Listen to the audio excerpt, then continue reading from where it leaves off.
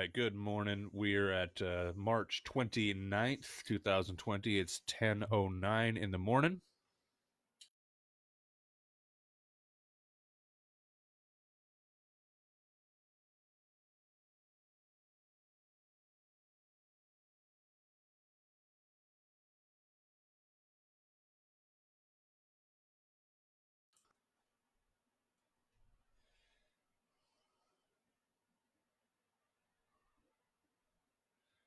There we go. Okay.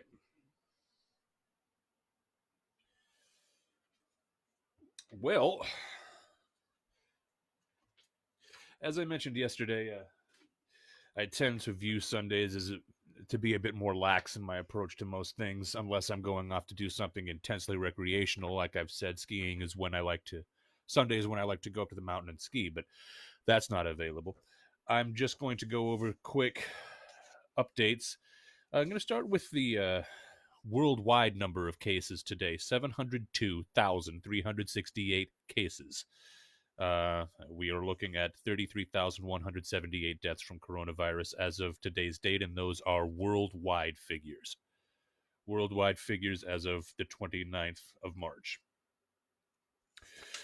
The United States remains by a large margin in first place still, with the number of deaths. No, not with the number of deaths, with the number of cases: 131,403. And the United States is currently looking at 329 fatalities. I've got Italy still by far in first place with the number of fatalities: 10,779. They are still looking at over a 10% mortality rate in Italy, and I still have yet to try to understand why that is. I know that there's been a lot written about it, and I haven't dived into that as yet. I don't especially feel compelled to right now because it's a pretty morbid topic. It's interesting also, Spain. They're looking at 78,799. They're in fourth place for the number of cases, but they have 6,606 fatalities. So they have a very high mortality rate as well. So that particular geographic region in Europe is pretty hard hit, and they're experiencing a much higher mortality rate than other regions. It looks like the United States is still, uh, what I calculated the other day was about 1.5% was our mortality rate. So there's definitely a lot to look into there.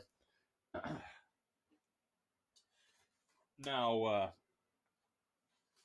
this is from the Centers for Disease Control. There is currently a very strong travel advisory in place. There had been talk from Washington, D.C., that a full quarantine was going to be imposed on the New York, New Jersey, and Massachusetts area. However, it's been determined by the president that that's more than is necessary. And instead, the president has asked the Centers for Disease Control to issue a very strong travel advisory. I do have a printout from Centers for Disease Control's website. These are the key points. Widespread ongoing transmission of a respiratory illness caused by novel coronavirus is occurring globally. Centers for Disease Control recommends that travelers avoid all non-essential international travel. Older adults and people of any age with serious chronic medical conditions are at increased risk for severe disease. There may be limited access to adequate medical care in affected areas. U.S. residents may have difficulty returning to the United States. Travelers should avoid contact with sick people and wash their hands often with soap and water for at least 20 seconds. If soap and water are not readily available, use an alcohol-based hand sanitizer that contains at least 60% alcohol. All international travelers should stay home for 14 days after returning from travel, monitor their health, and practice social distancing. So we are at level 3 with respect to travel advisories. Level 3 warning: avoid non essential travel. I don't know how enforceable this is, but this is from Centers for Disease Control. I imagine it ought to be taken seriously. Now, this is not confined to any one particular region of the country, as far as what I'm able to see here. But again, this was a decision that was made in lieu of imposing full quarantine conditions on the Massachusetts, New Jersey, and New York geographical region. Now, as I've mentioned numerous times, I had anticipated that the governor of Washington, Jay Inslee, would extend the stay-at-home order. And I have been able to find documentation to that effect, although I'm a little late on finding it. This was from a couple days ago. This is from KUOW.org. Prepare for an extension of Washington's stay-at-home order, Governor Inslee says. A state order compelling Washingtonians to stay at home unless they are partaking in essential work or life activities is now fully in effect until midnight on April 8th. Now, that's interesting right there, because the actual proclamation that I found said that this current stay-at-home order was to stay in place until midnight on April 6th. This publication says April 8th. But Governor Jay Inslee says people should prepare to stay at home for even longer as officials work to flatten the COVID-19 curve. Inslee said during a Thursday morning press conference that officials believe mandatory business and school closures have helped mitigate the rate of coronavirus infections, particularly in King, Snohomish, and Pierce counties. Despite this, he added Washingtonians should expect to see an extension of the state's unprecedented stay-at-home order. Quote, we cannot let up on this virus, even if we get to a point where there is a continuation of reducing the rate of increase, Inslee said, adding that the goal is to see the number of COVID-19 cases drop on a weekly basis. And as the numbers that I continue to point out every day indicate, that has yet to happen. They are increasing alarmingly. Inslee pointed to a need for expanded testing capacity amid the efforts to understand how COVID-19 is moving through Washington and to evaluate the state's response. Quote, we need testing, pervasive testing, before we'll be able to return to normalcy in our state, he said. More than 31,000 COVID-19 tests have been conducted across Washington state so far, according to the governor, but state officials are calling on the federal government to help procure more testing materials. Inslee also asserted that Washingtonians are not on lockdown, and this is important. Washingtonians are not on lockdown under his stay-at-home order. Quote, you can leave your house for a walk, you can go for a drive, you can do things essential to your livelihood for these essential industries.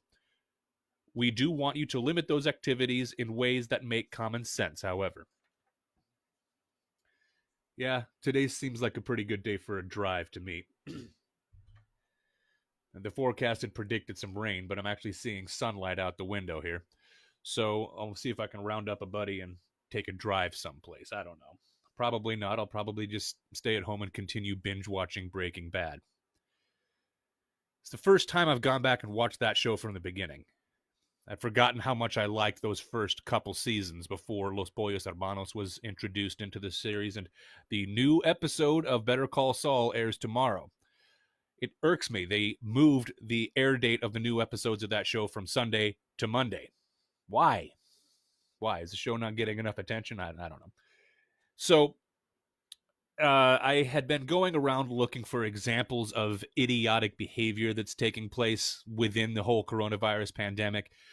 One of which that I found was a person who ingested fish tank cleaner because he thought that he recognized the name of some chemical in the news, some drug in the news, chloroquine, as being an ingredient in this fish tank cleaner. So he thought that that would help. And then he ingests it and kills himself. That's Darwin Award worthy, if you ask me. I don't mean to make light of it because it's horrible and it's tragic, but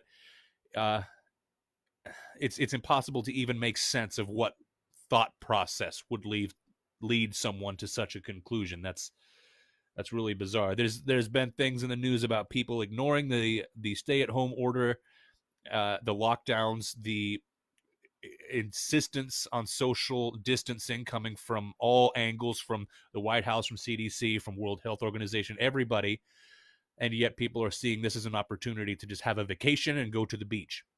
One amusing story that I found was not from the United States. It was actually in South Africa, where there was a visiting doctor who was in his mid 30s on vacation from San Francisco. And he's a surfer. He's a very avid surfer. And instead of respecting the lockdown, because he's visiting a town on the beach in South Africa. All right, he's nowhere close to home, and this town which he's visiting has imposed these lockdowns. He decides to ignore them. He decides to go out surfing, and the entire town sees him because he's out there by himself. All right, the one person who decides to ignore all the orders to stay inside, to be cautious, he ignores them and he goes out surfing. Knucklehead. I can kind of there's a whole article where he's interviewed. Some reporter tracks him down and asks him a series of questions. What the hell were you thinking? And the guy concedes that he's an idiot. He apologizes to the entire community of people that he's offended with this behavior. But the way that he talks, even though he is a doctor, is something I recognize as being really similar to the way that people talk up on the mountain for skiing and snowboarding. Just that same kind of vibe. It seems to be, it seems similar between people who surf and people who snowboard. Just there's a certain mode of thinking and way of talking, way of handling yourself. And this guy ignoring this community's order for everybody to maintain social distancing and avoid recreational activities such as this, and just hell, he just loves surfing. He's going to go out and do it. That's, I don't know. I can see both sides of that, I guess. There's also a really disgusting story out of Pennsylvania that I wanted to address. So, this is in Luzerne County, Pennsylvania. A woman has been arrested and charged after police say she coughed on $35,000 worth of produce at a grocery store in Pennsylvania. Her name is Margaret Circo, Cirko. She's been charged with felony counts of terrorist threats, threats to use a biological agent, and criminal mischief. She was also charged with misdemeanor counts of criminal attempt to commit retail theft and disorderly conduct. Circo reportedly went into the store, threatened staff while she was sick, and intentionally coughed and spat on merchandise.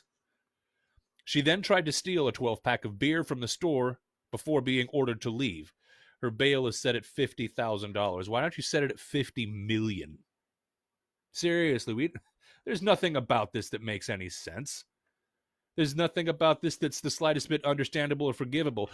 It might not be in this story, but I've read about this woman from multiple places, multiple media outlets, and it seems like she has a history of causing this kind of trouble.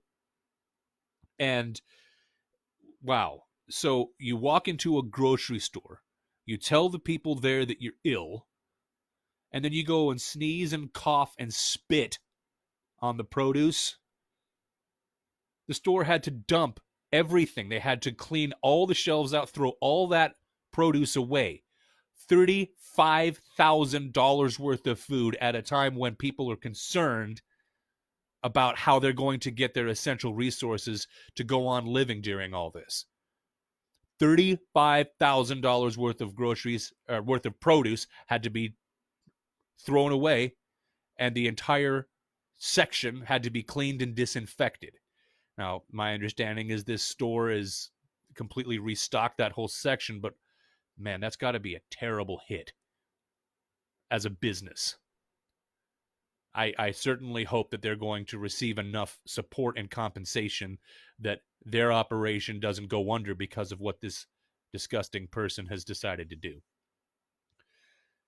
That's, God, that's enough to make everyone see spots. That's incredibly stupid. Well, as I've said a couple times, I don't intend to go forward much further on a Sunday. I just wanted, for the sake of pure continuity, to get up and do something today. Hopefully there's going to be some activity. Hopefully I'll be able to go out, take a drive, see if there's some fun to be had. This is by far, speaking for myself, my own situation, this is the longest I think I have gone without working since I was a kid. In the last 15 years, I don't think I've gone this long without working. And this is certainly the longest I've gone without exercising, with the gym being closed. I've tried to go out and take walks, typically at night. That's when I really feel motivated to get out and take a several mile walk throughout my neighborhood. And my walks have taken me as far as Schuster Parkway, Ruston Way, and then back again. So those are pretty good exercise, but I'm really used to my morning routine in the gym and everything like that. So it doesn't look like that's going to be coming back imminently. I'm going to make a projection, sort of a prediction, that maybe by the end of April or early May, we might see non-essential businesses begin to open. We might see the gym open back up. Boy, I don't know what else to say about that, really. I'm just sort of sitting here observing what's going on, just like everyone else is, right? So with that, I'm going to go ahead and leave it. I'm going to be a lot more in-depth tomorrow with facts and figures and how the government is responding to this. I might take a look at the way that partisan politics has come into the fray with this, although while it is a topic worthy of observation and of discussion, I hesitate to legitimize it by talking about it. I think that there have already been obvious attempts to politicize this from both sides, and I just it makes me angry. Even the things that I've already touched on make me more angry than I like to be. So I might take a closer examination of that and see if I can identify a course of action taken by each side and which one has been the most effective. Some people are saying that more red states such as Oklahoma are being more lax than they should be, and they're trying the news outlets pointing this out are trying to illustrate that this is irresponsible conduct. But we're also talking about states who've not been nearly as badly affected. I personally think, being from Nebraska, that if you're in a state that's by comparison hardly been touched by coronavirus at all, that you don't need to be a self-isolating nervous wreck the way that somebody that's living in New York City might have to be right now. It's okay that we have a sort of patchwork difference from state to state, from region to region, in terms of how to respond to this. So trying to extrapolate some kind of political motivation from that doesn't really pass the common sense checks, in my opinion. But I intend to look at that a little more closely. And if there's something that I feel is worth talking about, maybe I will.